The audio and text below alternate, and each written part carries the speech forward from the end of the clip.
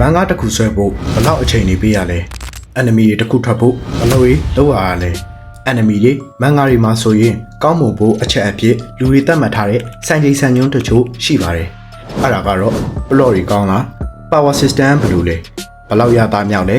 ဘလို့တောင်းလူတွေကိုဆွဲဆောင်နိုင်လဲဒီအချက်တွေကိုအဓိကကြည့်ကြပါတယ်နောက်ပြီးကြတော့ enemy မှာဆိုရင်တော့ animation ကောင်းမွန်ဖို့ပါအခု2025မှာ enemy များစွာထွက်ခဲ့သလိုမန်ဂါအသစ်တွေလည်းထွက်လာခဲ့ပါတယ်ဒီနေ့မှာမန်ဂါတွေကိုခဏထားပြီး enemy ဘက်ကိုတွားကြတာပေါ့အခု enemy community မှာအကောင်းဆုံးအဖြစ်သတ်မှတ်ခံထားရတဲ့ enemy နှစ်ခုထွက်လာပါတယ်အဲ့နှစ်ခုကတော့ Chainsaw Man Razor နဲ့ Demon Slayer Infinity Castle တို့ပဲဖြစ်ပါတယ်ဒီထဲမှာ Infinity Castle ကတော့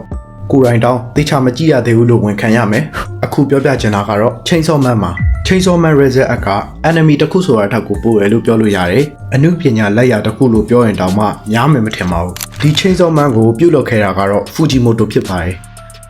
နာမည်ပြည့်စုံကတော့ Tatsuki Fujimoto ပါအောက်တိုဘာ10ရက်နေ့1992မှာမွေးဖွားလာခဲ့တာဖြစ်ပြီးတကယ် quality တွေထုတ်လုပ်ဖို့မွေးဖွားလာခဲ့တာလည်းဖြစ်ပါတယ် Fujimoto ဟာအစပိုင်းမှာတော့ Fire Punch manga နဲ့စတင်အဆင်ပြေလာရလို့ပြောလို့ရတယ်အဲ့ဒီနောက် Look Back ဆိုတဲ့ workshop manga လေးကိုလည်းထုတ်လုပ်ခဲ့တယ်ကျွန်တော်ကိုယ်တိုင်ကလည်း Look Back manga ကိုအပြင်မှာပါဖတ်ခဲ့ရတာဖြစ်တဲ့အတွက်ကြောင့်မို့လို့တော်တော်ကိုရတာမြောက်တယ်လို့ပြောလို့ရတယ်ကျွန်တော်အတွက်ဆိုရင် Look Back manga က enemy ထက်ကိုပိုကောင်းတယ်လို့ထင်ပါတယ်ဒါကတော့တယောက်နဲ့တယောက်မတူတဲ့အတွက်ကြောင့်မို့လို့အများကြီးတော့မပြောတော့ပါဘူးဒါနဲ့ fan fact တစ်ခုပြောပြရမယ်ဆိုရင်ဒီ Look Back ကို2026 live fashion ထွက်မယ်ဆိုပြီးတော့ကြေညာခဲ့ရကြောင်းစောင့်ကြည့်ရမယ်အထင်မှာပါဝင်ပါတယ်အဲ့တော့ဒီဟာတွေကိုခဏထားလိုက်ပါမယ် Fujimoto ရဲ့ manga တစ်ခုလုပ်ဖို့အကြံကနေပြီးတော့မှစပြောပါမယ်Fujimoto ဟာ manga တစ်ခုလုပ်ဖို့အကြံရခဲ့ပြီးတော့မှတခြား enemy တွေလို concept သိမ့်မတူတဲ့ကြောင်တောင်တောင် manga တွေကိုထုတ်ချင်စိတ်ဖြစ်သွားပါတယ်အဲ့လိုနဲ့ Chainsaw Man manga chapter 1ကိုဒီဇင်ဘာ3ရက်နေ့2018မှာ Weekly Shonen Jump ကတဆင့်ထုတ်လွှင့်ခဲ့ပါတယ်အစပိုင်းမှာတော့နာမည်သိမ့်မရဘဲနဲ့ character တွေဖြစ်တဲ့ Power, Aki, Makima တို့ကိုကြည့်ရင်လည်းဘေးကြီးတွေကသာအဖတ်များကြပါတယ်အဲ့ဒီနောက်2020မှာကိုဗစ်နဲ့အိမ်ထဲမှာပိတ်မိနေကြပြီးလူရောစိတ်ရောပင်ပန်းနေကြတဲ့အချိန်မှာ entertainment အနေနဲ့ Chainsaw Man ကိုစတင်သတိထားမိကြပါတယ်ဖတ်တဲ့လူကတဖြည်းဖြည်းရရှိလာပြီးတော့မှဖြစ်ချင်တော့အဲ့အချိန်တော့တကယ်ဟိုက်ရတဲ့ emotional ဖြစ်ရတဲ့အပိုင်းတွေလည်းလာတိုးတာပါ major character တွေတည်ကုန်တဲ့ Power and Aki arc ကလည်းလူရဲ့အစိတ်နှလုံးကိုကိုက်ဆုံနိုင်ခဲ့တယ်ဒီလိုအချက်တွေကြောင့်မို့လို့ဖတ်ရှုသူတွေက Chainsaw Man ကို line ပေါ်မှာ recommend လုပ်တဲ့လူကလို့ဟိုက်ရတဲ့အပိုင်းတွေကို video creator တွေ content writer တွေကပါတည်တည်ချာချာအာရုံစိုက်လာရင်းနဲ့တစ်ချိန်လုံးနာမည်ကြီးလာပါတယ်ဒီလိုမျိုးနာမည်ကြီးနေတဲ့အချိန်ဖတ်ဝမ်းအံ့သွားခဲ့ပြီးတော့မှလူတွေအတွက်ဟိုက်ရဆုံးအပိုင်းတွေကိုချပြခဲ့ပါတယ်ဒီမှာဆိုရင်လူတွေက Chainsaw Man manga ကိုအသက်ဆွဲတဲ့လူတွေပါရှိလာပါတယ်ဒီလိုအသက်ဆွဲလို့မှတိတ်မကြသေးဘူး2021အစောပိုင်းမှာ Chainsaw Man manga က globally manga တစ်ခုဖြစ်လာတယ်အဲ့အချိန်မှာဆိုရင်လူတွေက Fujimoto ကိုစပြီးတော့သတိထားမိနေကြပါပြီFujimoto က Look Back ဆိုတဲ့နာမည်ကြီးမဲ့ one shot ကိုပါထပ်ပြီးတော့ထုတ်လုပ်ခဲ့သေးတယ်။ Look Back ကပါတကယ်မိုက်နေတော့လူတွေအတွက် Fujimoto ဆိုတာနဲ့ quality manga ကဆိုပြီးတော့စပြီးတော့သတ်မှတ်လာကြတော့တယ်။ June 2021မှာတော့ Chainsaw Man ကို Mappa ကနေ enemy ထုတ်ပြန်မယ်ဆိုပြီးတော့ကြေညာလိုက်တော့လူတွေအတွက်အမျှော်လင့်ဆုံး enemy တစ်ခုဖြစ်လာခဲ့တယ်။အဲ့မှာပဲကြေညာခဲ့သလိုပဲအပိုင်း12ပိုင်းပါတဲ့ Chainsaw Man enemy ကဒီဇင်ဘာ2020မှာထွက်လာပြီးလုံးဝကိုထွက်ချင်းပါတယ်အောင်မြင်မှုအကြီးအကျယ်နဲ့ Chainsaw Man community ကအကြီးကြီးဖြစ်သွားပါတယ်အဓိကကတော့ animation တွေကမျှော်ထားသလိုစိတ်မပြတ်ရစေပဲနဲ့ကောင်းတာကြောင့်ပါအဲ့ဒီ enemy ထွက်တော့ manga က part 2 ထွက်လာနေပြီ part 2 မှာဆိုရင် psychology တွေပါထည့်လာပြီးတော့မှ loneliness social anxiety ဒီလိုအချက်တွေကိုပါထည့်သွင်းထားခဲ့ပါတယ်ပြောရရင်ကျွန်တော် Chainsaw Man ကိုကြိုက်တဲ့အချက်ထဲမှာအဲ့ဒါလေးပါတယ်မန်ဂါရီထဲမှာတချို့တွေကပုံစံတူတွေနဲ့ပဲလာလေးရှိပါတယ်တနေရာသွားမယ် mission တွေ challenge တွေလာမယ်ပြီးသွားရင်ပြီးသွားမယ်ပေါ့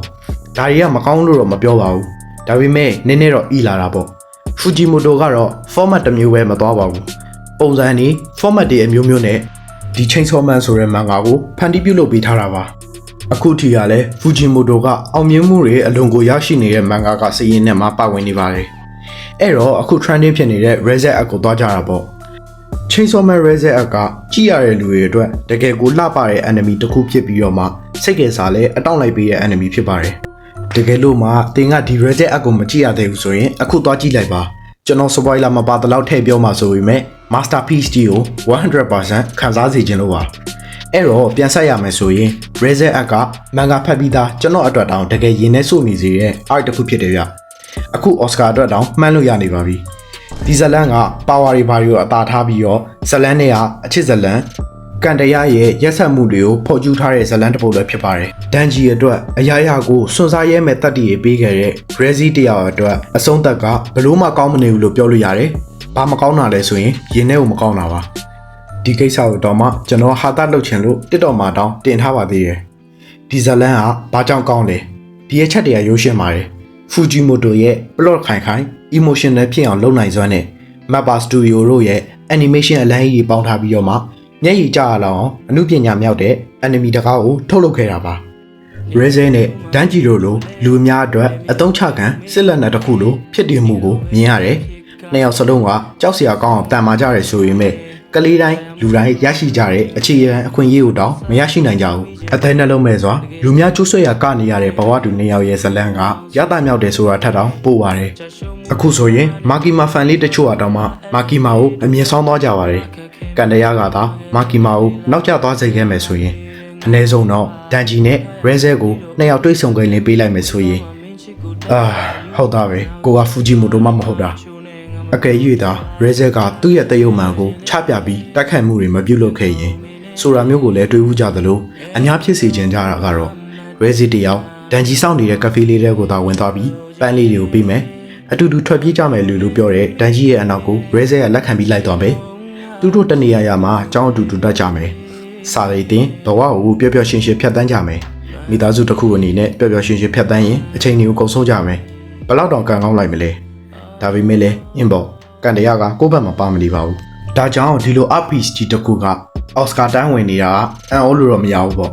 တကယ်လို့ယူတတ်ရင်သင်ခန်းစာရေးဆိုတာလည်းရှိတယ် enemy ဆိုတာ entertainment တစ်ခုတတ်တတ်ပဲဘယ် enemy ကကောင်းတယ်ဘယ် enemy ကတာတယ်ကွာဆိုပြီးညင်းနေရတာကတော်တော်လေးတော့ဆိုးရတယ်အကြီးကတော့ power scaling နဲ့လုပ်နေကြတာပါကျွန်တော်ကိုယ်တိုင်လည်း channel ရဲ့ပထမဆုံးဗီဒီယိုက power scaling ဆိုပေမဲ့ကျွန်တော်တို့ကအပျော်ပဲလုပ်တာတချို့တွေကကြတော့ညင်းတယ်ခုန်တယ်ဒါပေမဲ့အဲ့ထက်ပိုလာတာတွေပါရှိတတ်ပါတယ်အခုဒီဇလန်ကိုကြည့်ခြင်းအပြင် power ဆိုတာကအရာရာတော့ဟုတ်မနေဘူးမှန်ပါတယ်ကိုကြိုက်တဲ့ character တွေဘယ်လောက်ကြောက်စရာကောင်းကြောင်းဘလူတွေကြမ်းကြောင်းလူတိုင်းကိုပြောချင်ကြပေမဲ့တကယ်ချင်းအချင်းချင်းညင်းအောင်ခုံလောက်ပဲကောင်းမယ်လို့ထင်ပါတယ်အခု Reze အကိုပဲကြည့်ပါလားဒန်ဂျီဘယ်လောက်ကျန်းတယ်မာကီမာဘယ်လောက် strong တယ် Reze ဘယ်လောက်တောင်ကျန်းတယ်ဆိုတာကိုပြောနေကြတဲ့လူကအရင်နေသွားပါတယ်ဒါပေမဲ့အဲ့အစားဒီ plot ကဘယ်လောက်တောင်ကောင်းတယ်ဒီကဘယ်လောက်တောင် emotional ဖြစ်တယ်ဆိုတာကိုပဲအများစုကပြောနေကြတာပါဘာဖြစ်လို့လဲဆိုတော့ဒါက plot ကိုအဓိကထားတဲ့ enemy တစ်ခုဖြစ်နေလို့ပါဒါကြောင့်မလို့ enemy ဆိုတာကို entertainment တစ်ခုအနေနဲ့ပျော်စရာကောင်းအောင်သာကြည့်ကြဖို့တိုက်တွန်းလိုက်ပါတယ်ဒါနဲ့ဗီဒီယိုလေးမဆုံးခင်မှာကြော်ညာချင်တာလေးရှိပါတယ်အဲ့ဒါကတော့ Otaku Love Telegram Channel မှာမန်ဂါတွေမြန်မာဘာသာပြန်ပေးနေရဆိုတာပါစတင်တာတော့တိတ်မကြသေးပေမဲ့တော်တော်များများရောက်ရှိနေပြီဖြစ်တာကြောင့် Telegram လေးကိုလည်း join ခဲ့ကြပါအောင် description မှာ link ပေးထားပါတယ်ဒီနေ့တော့ဒီလောက်ပါပဲတကယ်ကြိုက်ရင်ဗီဒီယိုလေးကို like and subscribe လေးလုပ်ခဲ့ကြပါအောင် bye bye guys see you in the next video